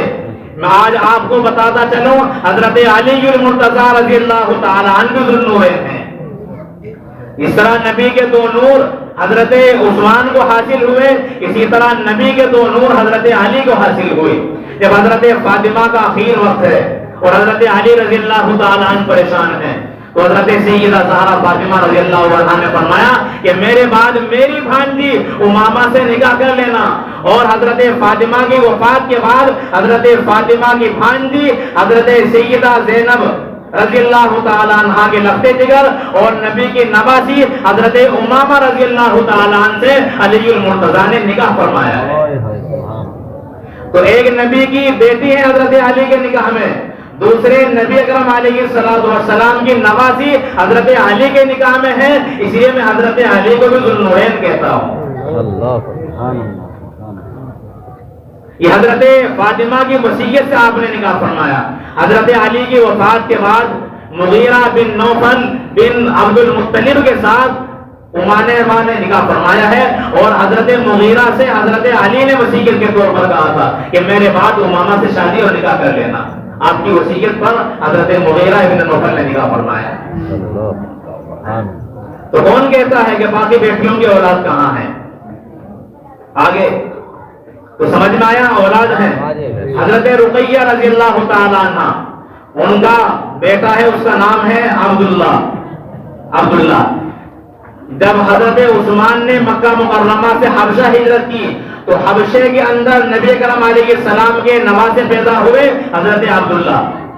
قریب 7 سال یا 6 سال کی آپ کی عمر ہوئی، مرغ نے آنکھ میں چونچ ماری جس سے ورم آ گیا، اور اسی کی وجہ سے آپ اس دنیا سے رخصت ہو گئے، وفات پا گئے۔ تو حدیث کی کتابوں میں، انساب کی کتابوں میں، تواریخ کی اور سیرت کی کتابوں میں تذکرہ ملتا ہے، مگر شرط ہے کہ انسان بھی نہ ہونا چاہیے۔ تو یہ چوتھا تیر تھا کہ باقی بیٹیوں کے اولاد کہاں ہے، اس کا میں نے آپ کے سامنے تذکرہ کیا ہے۔ آگے کیا کہتا ہے آپ بھی سنتے چلیں۔ مورخ نے کاغذ قلم یہ کہہ کر پھینک دیا، نام تو لکھ دوں گا، محمد کے کاندھوں پر کیسے بٹھاؤں گا؟ سمجھ گئے؟ نام تو لکھ دوں گا، محمد کے کاندھوں پر کس طرح بٹھاؤں گا؟ اس لیے مورخ نے کاغذ قلم پھینک دیا، یعنی یہ ثابت کرنا چاہتا ہے کہ نبی اکرم علیہ السلام نے اپنے کاندھوں پر حضرت حسن و حسین کو بٹھایا ہے، باقی کو نہیں بٹھایا۔ پھر وہی پہلا سوال ہوگا، نبی اکرم علیہ السلام نے حضرت فاطمہ کی بیٹی حضرت زینب حضرت ام کلثوم کو کاندھوں پر اٹھایا، اس کا تذکرہ کہاں ہے؟ تو ان کا بھی انکار کر دیا جائے گا۔ کاندھوں پر بٹھانا یہ اولاد ہونے کی دلیل نہیں ہوا کرتی، اور بٹھایا ہے اس کا بھی ثبوت سنتے چلیے۔ امام بخاری علیہ الرحمہ نے اپنی صحیح بخاری کے اندر روایت نقل کی ہے کہ نبی اکرم علیہ السلام کے کاندھوں پر حضرت امامہ سوار ہوتی، آپ کے کاندھوں پر تشریف فرما ہوتی، اور اللہ کے نبی علیہ السلام نماز کی حالت میں ہوتے، جب آپ سجدے میں جاتے تو حضرت امامہ کو نیچے بٹھا دیتے، اور جب آپ کھڑے ہوتے اپنے اوپر پھر سوار فرما لیتے۔ امام بخاری نے نقل کی ہے روایت۔ کون کہتا ہے کہ نبی اکرم علیہ السلام نے اپنے دیگر اولاد کو اپنے کاندھوں پر نہیں اٹھایا، مگر شرط یہ ہے کہ انسان کی آنکھوں میں بینائی، بصیرت اور بصارت ہونی چاہیے۔ تو کہاں ہے کاغذ قلم پھینکنے والے؟ جب نہ ہمیں کاغذ سے واسطہ، نہ قلم سے کوئی واسطہ، نہ ہمارے پاس آنکھیں ہیں کتابیں دیکھنے کے لیے، نہ ہمارے پاس کوئی وقت ہے، تو اس طرح کے پروپیگنڈے کیے جاتے ہیں جس سے عوام متاثر ہو جاتی ہے۔ آپ کو کسی سے مغلوب اور متاثر ہونے کی ضرورت نہیں ہے۔ تو نبی کے کاندھوں پر سواری ہم نے کرائی ہے حضرت امامہ کی، جو یہاں 5 نمبر سوال کے اندر نقل فرمائی ہے۔ اب آگے ایک بات اور کہتے ہیں کہ جنت کے سردار ایک بیٹی کے بیٹے، جنت کے سردار ایک بیٹی کے بیٹے، سبھی سردار ہوں، یہ بیٹا ہونے کے لیے کہاں لکھا ہے کہ جو سردار بنے گا وہی بیٹا ہوگا؟ حضرت حسن و حسین اہل جنت کے سردار ہیں، حضرت فاطمہ کے بیٹے حضرت حسن و حسین کے بھائی محسن بھی تو ہیں، انہیں تو رسول اللہ نے جنت کا سردار نہیں فرمایا، تو کیا وہ آپ کے نواسے نہیں ہوں گے؟ حقیقت ہوں گے۔ تو یہ کہنا کہ جو سردار بنے گا وہی نواسا ہوگا، یہ دلیل کہاں سے پیش کی گئی ہے؟ صرف عوام کو ورغلانے کے لیے اور شبہات میں گرفتار کرانے کے لیے۔ بھائی نواسا ہونے کے لیے کیا یہ ضروری ہے کہ اسے جنت کا سردار بھی بنایا جائے؟ حضرت حسن و حسین کے بھائی محسن بھی ہیں، انہیں تو رسول اللہ نے سردار نہیں فرمایا، تو کیا وہ آپ کے نواسوں کی فہرست سے نکل جائیں گے؟ نہیں نکلیں گے۔ بہرحال یہ الزامی جواب ہے، میں مختصر کر رہا ہوں، اصل پروگرام ہمارے مہمان کا ہی ہے، یہ چند اقتباسات ہیں، ورنہ تفصیل تھی، میرے قریب 2.5-3 گھنٹے کا پروگرام ہوتا، لیکن میں سب چھوڑ دیا، بس پوائنٹ پہ بات کر رہا ہوں۔ اب آپ دیکھیے آگے اتنا بڑا فراڈ، جھوٹ کتنا بڑا بولا ہے۔ یہ کہتا ہے صحیح بخاری میں لکھا نبی نے اپنی بیٹی فاطمہ کو بلا کر جاگیر فضل اس کے نام لکھوا دی۔ بخاری شریف تو کیا سیاہ ستہ کی کسی کتاب کے اندر نہیں لکھا ہے، جاگیر فضل لکھوا دی، کہاں لکھا ہے؟ اور جھوٹ بول رہا ہے بخاری پر کہ بخاری نے لکھا ہے کہ جاگیر فضل حضرت فاطمہ کے نام، نبی نے حضرت فاطمہ کو بلایا اور جاگیر فضل ان کے نام کر دی۔ باقی فضل کے سلسلے میں میرا پہلے بیان موجود ہے، اس میں تفصیل سے بیان کیا گیا تھا۔ تو یہ بالکل جھوٹ ہے جو عوام کو گمراہ کرنے کے لیے بات کہی گئی ہے۔ آگے کہتا ہے سنی عقیدہ ہے کہ 40 سال کے بعد نبی، سنی کتابوں میں لکھا کہ نبی نے اعلان نبوت سے 5 سال قبل اپنی 3 بیٹیوں کا عقد معاذ اللہ ثم معاذ اللہ 3 مشرکوں سے کروایا ہوا تھا۔ جب آپ اپنے علماء سے دلیل پوچھیں گے وہ کہیں گے اس لیے کہ وہ اس وقت خود نبی نہیں تھے، مطلب ہماری طرف سے وکیل صفائی بھی خود بنا ہوا ہے۔ عجیب ہے، وکیل جرا بھی خود ہیں، وکیل صفائی بھی خود ہیں، ہمیں تو بولنے کا موقع دیا ہوتا تو دلیل ہم دیتے، کیا دینی ہے؟ یہ دلیل بھی خود دے رہا ہے اور اعتراض بھی خود کر رہا ہے کہ مولوی جواب کیا دے گا کہ اس لیے کہ وہ اس وقت خود نبی نہیں تھے۔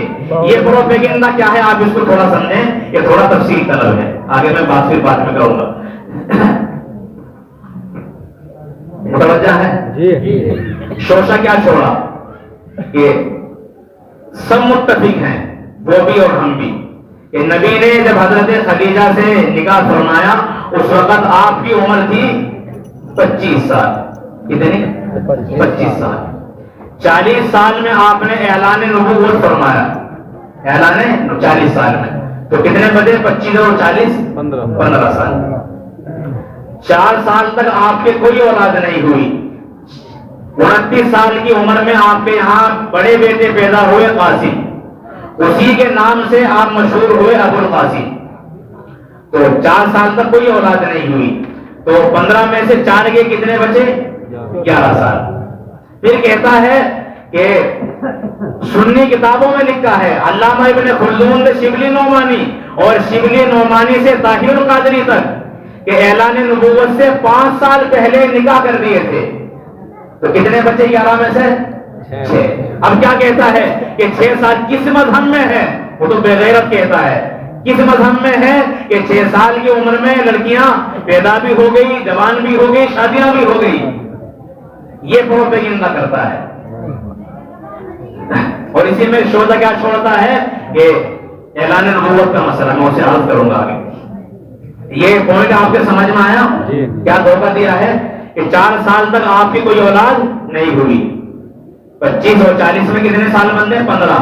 4 سال تک اولاد نہیں ہوئی، 11 سال بچے، اور 5 سال پہلے شادیاں کر دی تھی تو 6 سال میں 6 سال میں وہ جوان بھی ہو گئی، بڑی بھی ہو گئی، پیدا بھی ہو گئی، نکاح بھی ہو گیا. کس غیرت میں؟ بات. اب آپ سنتے چلیے. یہ اتنا بڑا فراڈ ہے، اس دنیا کا انٹرنیشنل فراڈ میں کہہ سکتا ہوں اسے. کیا دھوکہ دیا ہے اسے آپ سنیں، اچھی طرح ذہن میں بٹھائیں. اللہ کے نبی علیہ الصلوۃ والسلام کا جو 5 سال کا اس نے تذکرہ کیا ہے کہ 5 سال پہلے شادیاں کرتی تھی، اور علامہ ابن خلدون کا حوالہ دیتا ہے. اس نکاح کا تذکرہ علامہ ابن خلدون نے اپنی کتاب کے اندر کیا ہی نہیں ہے، جھوٹ بول رہا ہے. اسی طرح علامہ شبلی نعمانی کی کتاب ہے سیرت کی، اس کتاب کے اندر بھی کوئی تذکرہ نہیں ملتا کہ 5 سال کا لفظ استعمال کیا ہو. اتنا لکھتا ہے کہ اعلان نبوت سے پہلے آپ نے نکاح کر دیے تھے، لیکن 5 سال کا لفظ ذاکر نے اپنی فیکٹری سے بنایا ہے. علامہ ابن خلدون کی کتاب میں یا علامہ شبلی نعمانی کی کتاب کے اندر 5 سال کا کوئی تذکرہ موجود نہیں ہے. یہ جھوٹ بولا ہے اس نے. اصل ترتیب کیا ہے؟ پہلے تو یہاں اسی 6 سال کی عمر اسی کے مان لیتے ہیں. 6 سال کی عمر، 6 سال کی عمر میں 3 بیٹی پیدا نہیں ہو سکتی. آپ بتائیں، 6 سال کی عمر میں 6 بیٹیاں بھی پیدا ہو سکتی ہیں؟ ہو سکتی ہیں نہیں؟ یہاں تو صرف 3 ہو سکتی ہیں. 6 سال میں پیدا ہو گئی، ان کا نکاح نہیں ہو سکتا. 6 سال میں، بچپن میں اسلام کے اندر نکاح جائز ہے. حضرت عائشہ کا 6 سال کی عمر میں نکاح ہوا اور 9 سال میں رخصتی ہوئی ہے. تو بچپن میں نکاح، اور دونوں مسلک کی کتابوں کے اندر لکھا ہے کہ بچپن میں نکاح ہو جاتا ہے، جائز ہے. تو 6 سال میں پیدا بھی ہو سکتی ہے، نکاح بھی ہو سکتا ہے. اور رہا جو اس نے آگے جھوٹ بولا کہ جوان بھی ہو گئی، یہ عوام کو گمراہ کرنے کی کوشش کی ہے. ہماری کس کتاب کے اندر جس میں ہم نے یہ دعویٰ کیا ہو کہ وہ جوان بھی ہو گئی تھی اور ان کی رخصتی بھی ہو گئی تھی؟ کسی کتاب کے اندر ہمارے کسی مصنف نے یہ بات تحریر نہیں فرمائی ہے. ہم نے کب دعویٰ کیا ہے جوان ہونے کا؟ کب دعویٰ کیا ہے رخصتی کا؟ کب دعویٰ کیا ہے ان کی شادی کا کہ رخصتی کے ساتھ؟ صرف نکاح کا اعلان کیا ہے کہ نکاح ہوا ہے، اور نکاح بچپن میں ہو سکتا ہے. 6 سال کی عمر میں پیدا بھی ہو سکتی ہے، نکاح بھی ہو سکتا ہے. جوانی کا تذکرہ ہم نے کیا ہی نہیں ہے. یہ ہمارے اوپر الزام لگا کر کے خود اپنی طرف سے ہماری جانب سے جواب بھی پیش کرتا ہے اور عوام کو گمراہ کرنا چاہتا ہے. اصل کیا ہے؟ اللہ کے نبی علیہ السلام کی عمر مبارک ہے 29 سال. حضرت قاسم پیدا ہوئے. نبی اکرم علیہ السلام کی عمر مبارک ہے 30 سال. حضرت زینب پیدا ہوئی.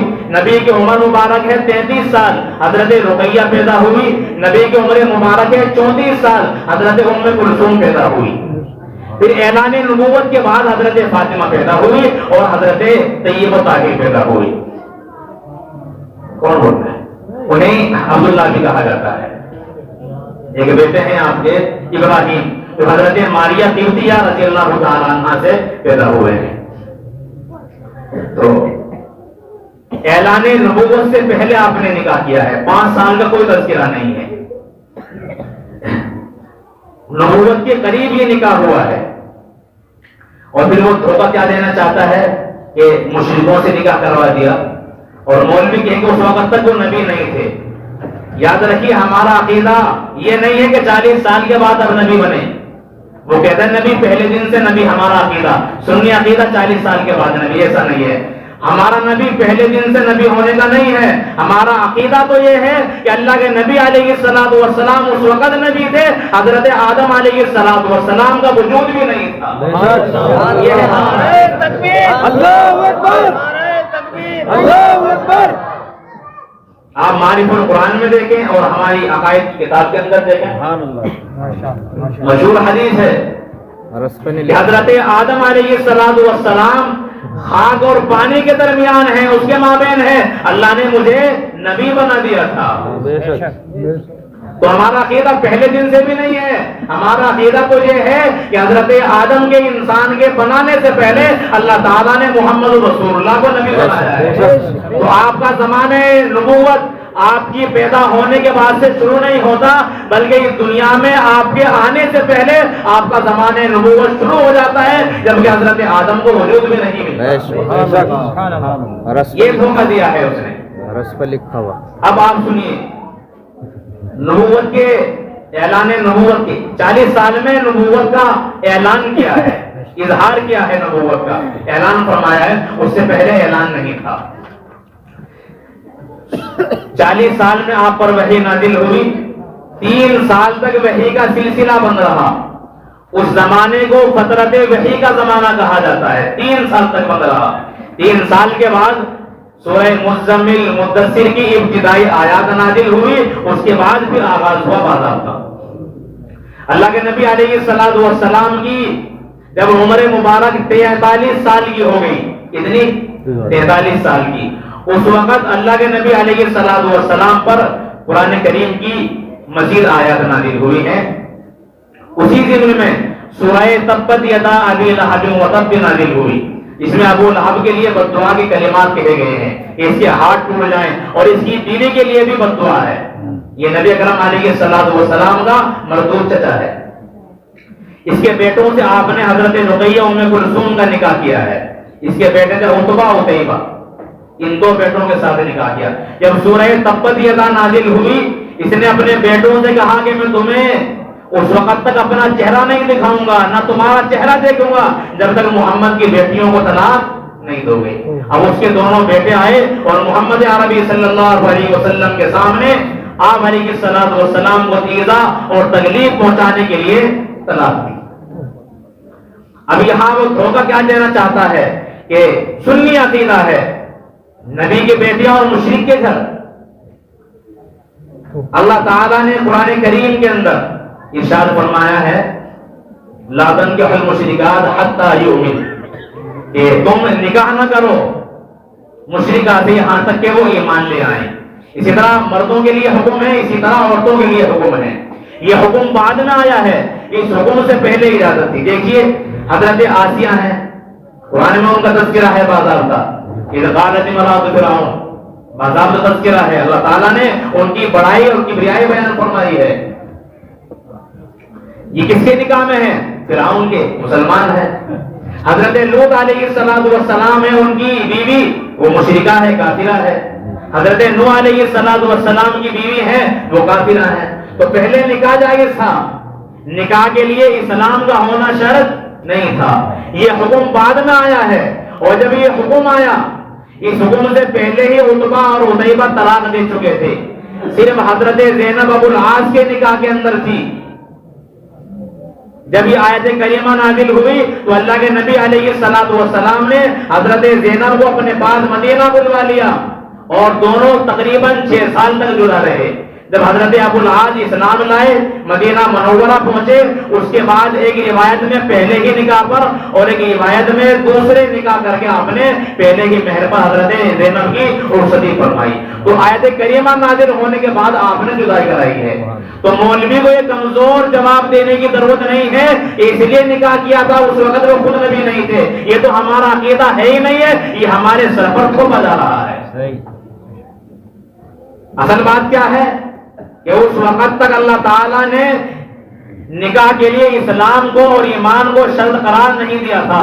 ایک دوسرے کا نکاح ہو سکتا تھا، اور اسی طرح کے زیادہ تر معاملات تھے کہ ایک ایمان لے آیا ہے اور دوسرے نے اسلام قبول نہیں کیا ہے.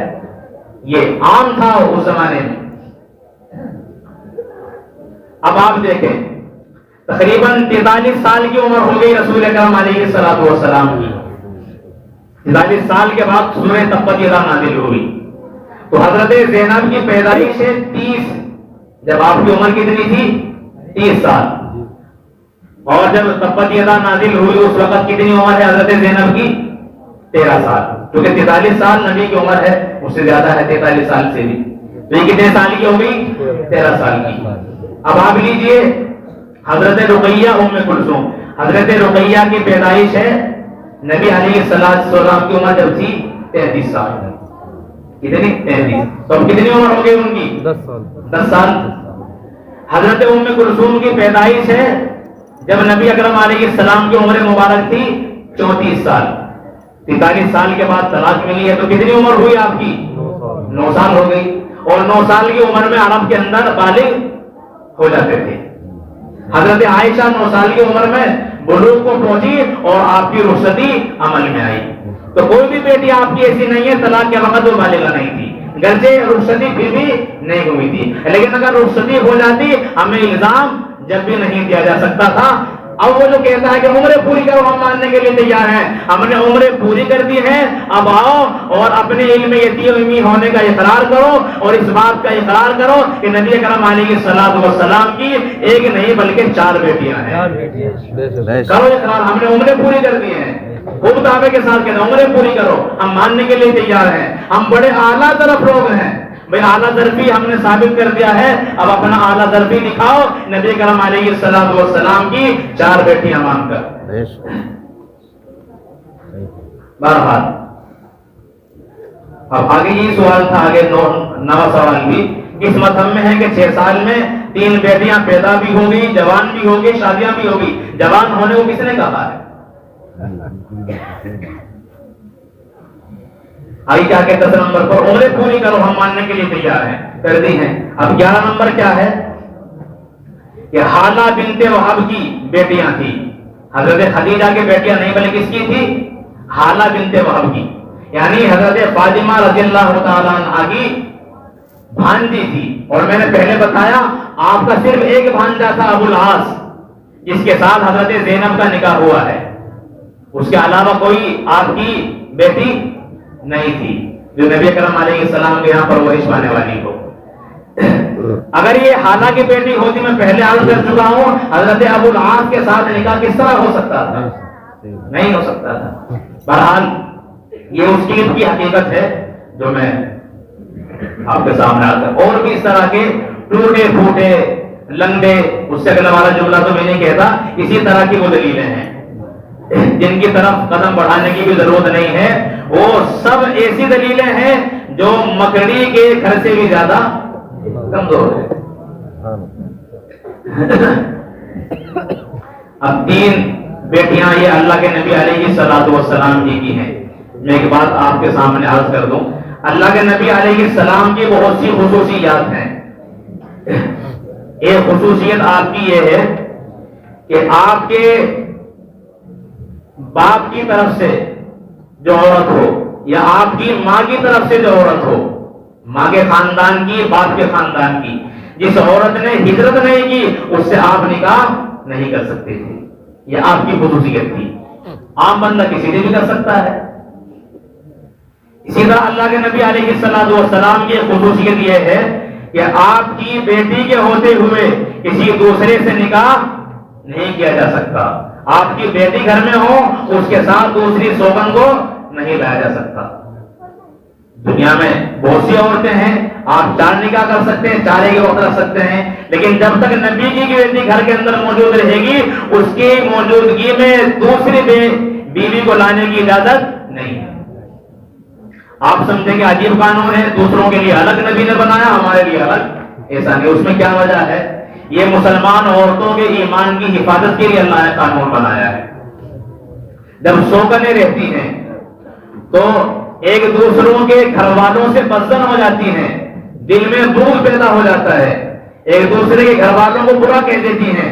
اگر نبی کی بیٹیاں گھر کے اندر ہوں اور ان کی سوگنیں بھی آ جائیں تو وہ سوگنیں بھی نبی کی طرف سے اپنے دل میں رنجش رکھ سکتی تھی.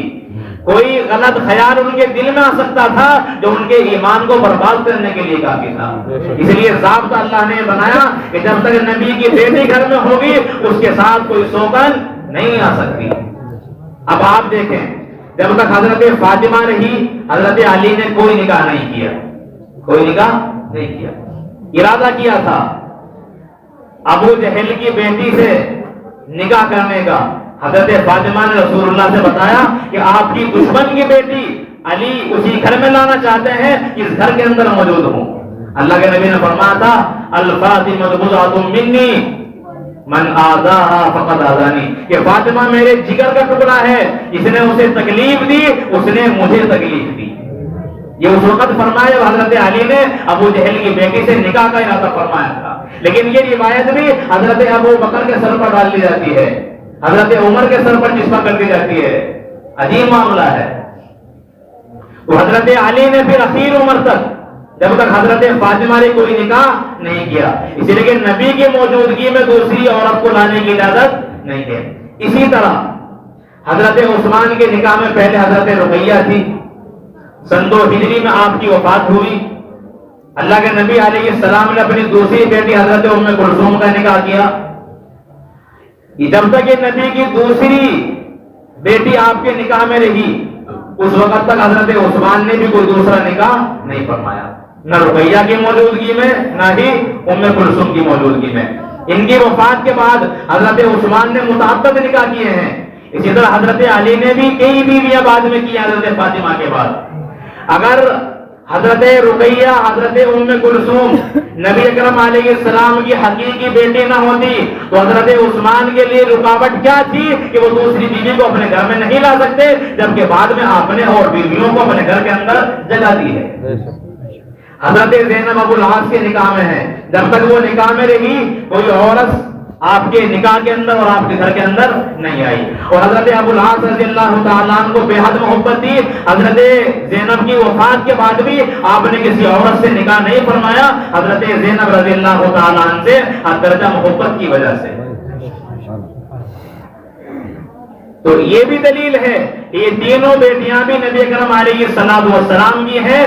اگر یہ آپ کی بیٹیاں نہ ہوتی تو ان کے ساتھ دوسری بیویوں کو اپنے گھر کے اندر لانے کی اجازت مل جاتی, جو کہ اجازت نہیں تھی.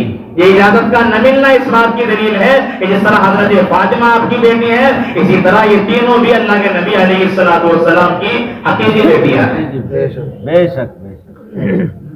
ایک بات اور عرض کر کے میں اپنی بات مکمل کروں گا. باپ کے اسی طرح ماں کے جو اثرات ہوتے ہیں وہ اولاد کے اندر منتقل ہوتے ہیں.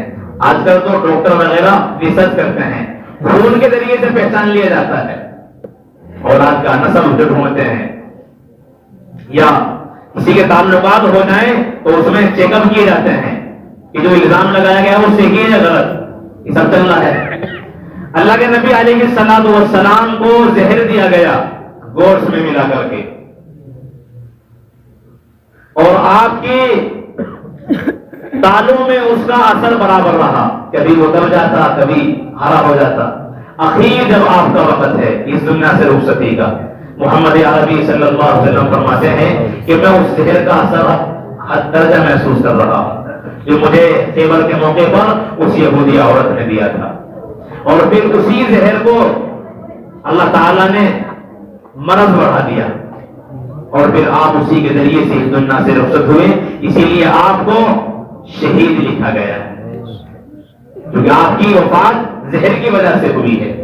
تو جو زخم پہلے تھا وہ وفات کے قریب پھر سے اٹھا آیا. یہ خصوصیت آپ کی بیٹی حضرت زینب کے اندر دیکھیے. جب آپ ہجرت کر رہی تھی اس وقت آپ پر پتھر برسائے گئے, آپ کو شدید چوٹیں آئی اور آپ کا حمل بھی ساقط ہو گیا اور بے انتہا خون جاری ہوا. پھر آپ ہجرت نہیں کر پائی. اس کے کئی روز کے بعد پھر آپ نے ہجرت کی ہے. تو جو زخم آپ کے اس ہجرت کے موقع پر لگے تھے یہ زخم دب گئے تھے, لیکن جب آپ کا آخر وقت آیا اللہ کے نبی علیہ السلام کی طرح آپ کے وہ زخم پھر سے ابھر آئے وفات کے وقت. اسی لیے علامہ ابن کثیر علیہ الرحمہ نے البدایہ والنہایہ کے اندر حضرت زینب کو شہیدہ لکھا ہے. تو جو اثر تھا اللہ کے نبی علیہ السلام کا کہ آپ کے زخم اخیر وقت میں پھر سے ابھر آئے، وہ اثر آپ کی بیٹی حضرت زینب کے اندر بھی تھا کہ وہ اثرات پھر سے ابھر آئے جو ہجرت کے موقع پر آپ کو لگے ہوئے تھے۔ یہ بھی اس بات کی دلیل ہے کہ یہ آپ کی حقیقی بیٹی ہے، جبھی تو آپ کے اثرات آپ کے اندر منتقل ہوئے۔ اگر آپ کی بیٹی نہ ہوتی تو یہ آپ کے اثرات آپ کے اندر منتقل نہیں ہو سکتے تھے۔ بہرحال اسی طرح اور بہت سی باتیں نقل کی گئی ہیں کہ وَآتِ ذَا الْقُرْبَىٰ حَقَّهُ وَأَنذِرْ عَشِيرَتَكَ الْأَقْرَبِينَ، یہ جو روایتی سلسلے میں اگر آپ کے سامنے کوئی پیغام آئے یا واٹس ایپ پر کوئی چیز آئے تو آپ سمجھ لیں در منصور وغیرہ کی روایتیں ہوں گی وہ حد درجہ ضعیف ہیں، ان کے اندر راوی بھی سنی نہیں ہے، غیر سنی راوی ہیں جن کی روایت قابل قبول نہیں کی جاتی۔ اور در منصور میں حضرت علامہ سیوطی علیہ الرحمہ نے تمام روایتوں کو جمع فرمایا ہے۔ بعض محدثین کا یہ طرز ہوتا ہے کہ جو بھی انہیں روایت ملتی ہے وہ اس روایت کو اپنی کتاب میں جمع فرما لیتے ہیں، پھر چھانٹنے کی نوبت نہیں آتی، اس دنیا سے رخصتی ہو جاتی ہے۔ تو اس طرح کے حوالے دیں گے ان میں کوئی حوالہ کوئی بھی روایت صحیح نہیں ہے، چاہے وہ در منصور کی ہو یا دوسری روایتیں ہوں۔ اس لیے ان کے چکر میں آنے کی ضرورت نہیں ہے۔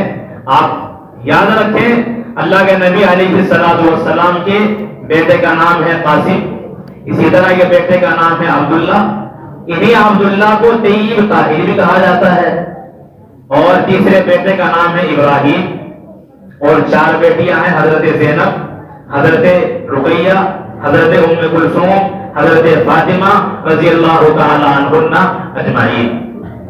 یہ نبی کی اولاد ہے، نبی کی اولاد ہو اور اس کا انکار کیا جائے، نبی کی اولاد ہو بتائے دوسرے کی جائے، دنیا میں اس سے بڑا ظلم نہیں ہو سکتا۔ میں حیران ہوں یہ آسمان کیوں نہیں پھٹ جاتا، یہ زمین ہماری قبر کیوں نہیں بن جاتی کہ دنیا میں ایسے افراد اس کے اوپر جی رہے ہیں اور ایسے آسمان کے نیچے سایہ لیے ہوئے ہیں جو نبی اکرم علیہ السلام کی حقیقی اور سلبی بیٹیوں کا انکار کر رہے ہیں۔ اور یہ مسلمہ قاعدہ ہے دونوں کتابوں میں، چاہے وہ ہماری ہوں چاہے ان کی ہوں، بالکل واضح طور پر لکھا ہوا ہے کہ نبی کی 4 ہی بیٹیاں ہیں۔ میں نے حوالے بھی آپ کو پہلے دیے ہیں، اس کے علاوہ ملا باقر مجلسی کی حیات القلوب آپ دیکھیں، علامہ مامقانی کی تنقیح المقال دیکھیں، اسی طرح اور غیر سنی محدثین کی آپ کتابیں دیکھیں گے تو ان تمام کتابوں میں آپ کو یہ سب کچھ مل جائے گا۔ باقی میں گروپ کے اندر اسکین ڈالوں گا، اس اسکین کو بھی آپ دیکھیں، ان کی بہت سی کتابیں ہیں جن کا حوالہ دیا گیا ہے۔ اسی طرح علامہ نافع رحمہ اللہ نے کتاب لکھی ہے بناتے نافع، اس کتاب کے اندر بھی آپ نے 14 کتابوں کے انہی کے حوالے دیے ہیں، اس کو بھی آپ دیکھ سکتے ہیں۔ اسی طرح اور بھی بہت سی کتابیں ہیں کہ بریلوی عالم نے کتاب لکھی ہے، غیر سنی کتابوں سے 33 حوالے دیے ہیں، میں نے ان کا اس کا ہی مطالعہ کیا ہے، گرچہ وہ بریلوی کی ہے۔ بہت تحقیقات کرنی پڑتی ہے کون کیا لکھ رہا ہے، کون کیا کہہ رہا ہے۔ تو یہ مختصر سا خاکہ ہے جو آپ اگر محفوظ رکھنا چاہیں تو آسانی کے ساتھ رکھ سکتے ہیں۔ باقی ان کی تفصیلی معلومات، ان کی پیدائش کی، ان کی مکمل سیرت کی، زندگی کی، پیدائش کی اور وفات تک کی، یہ ساری سرگزشت انشاءاللہ پھر کسی موقع پر بیان کی جائے گی۔ آج ایسا موقع نہیں کیونکہ ہمارے